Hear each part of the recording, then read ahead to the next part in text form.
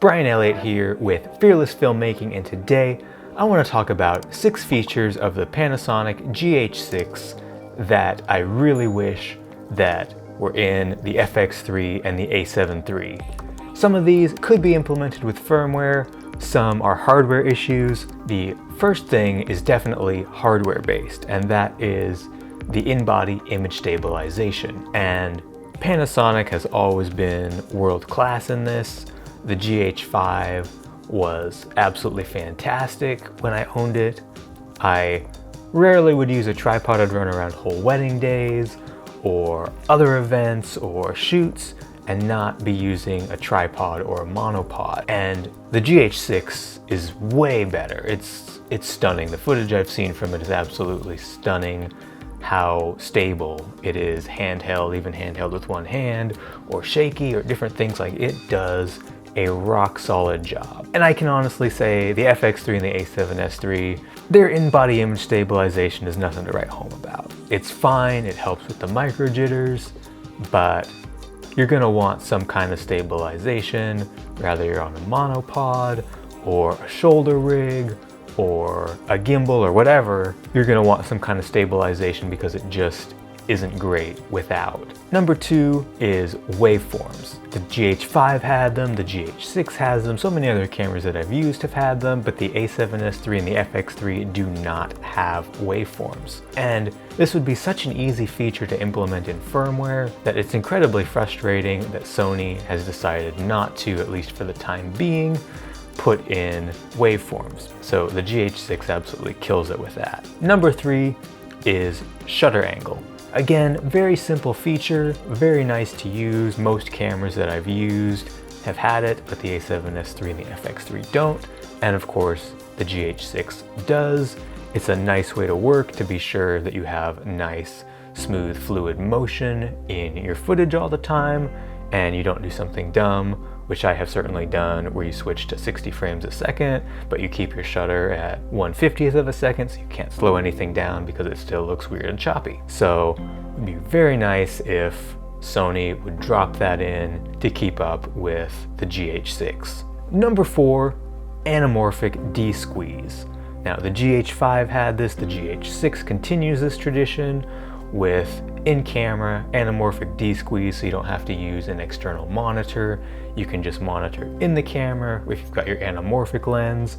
They have all sorts of options: 1.33, 1.5, 1.8, 2.0, probably some other aspect ratios too, but that you can get a really clear image of what you're actually looking like. And they go even further and have options for their in-body stabilization to work with different anamorphic aspect ratios. So like, this is a camera that if I was really big into anamorphic, like, I would be excited about. And well, maybe you can't do anything about the in-body stabilization on the FX3 or the A7S III. There's not really a reason why they couldn't implement with firmware some kind of anamorphic Dsqueeze feature.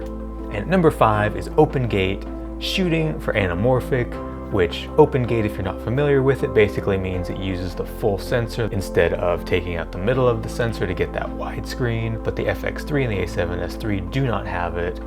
So you're kind of limited in your anamorphic lenses to using like 1.33 times anamorphics versus 2 times anamorphics and things like that, unless you want to get a really long skinny image that's just absolutely insane. And this is something that I feel like could be implemented in firmware. I don't really know for sure. This might be something that's a hardware limitation, but considering that these can shoot 4:3 photos, I don't see any reason why some firmware could not fix this so that these could shoot open gate for anamorphic, like 2 times anamorphic lenses.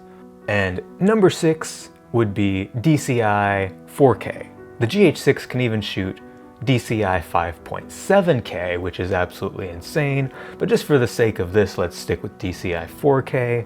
You know, you get that little bit of extra width on each side of the frame without losing the top and bottom of the frame, so it just gives you just a little bit more. Some companies really like you to shoot in that. Shooting short films, that can be really handy. A lot of different uses for DCI 4K, and both the A7S III and the FX3 do not have it. And I am sure that this could be implemented with firmware because the FX6 uses the same sensor And so there's really absolutely no reason why the FX3 at least shouldn't get DCI 4K. I have to applaud Panasonic for not crippling their camera. I don't think Sony does the cripple hammer as bad as Canon, but they still do have some cripple hammer to them, whereas Panasonic's just like, we're gonna give you the kitchen sink in this camera that's about $2,000, which is kind of insane that they really pull out all the stops. And I really do genuinely have to applaud them, even though I'm no longer in the Panasonic system, because I think if Sony was willing to do that, it would just make the FX3 and the A7S3 so much better cameras, so much more powerful, so much more potential. And I really hope that someday in firmware, they will fix what can be fixed in firmware, and we'll see some of these great features. I'll catch all of you in the next one. And make sure you subscribe. Subscribe. Only if you want to.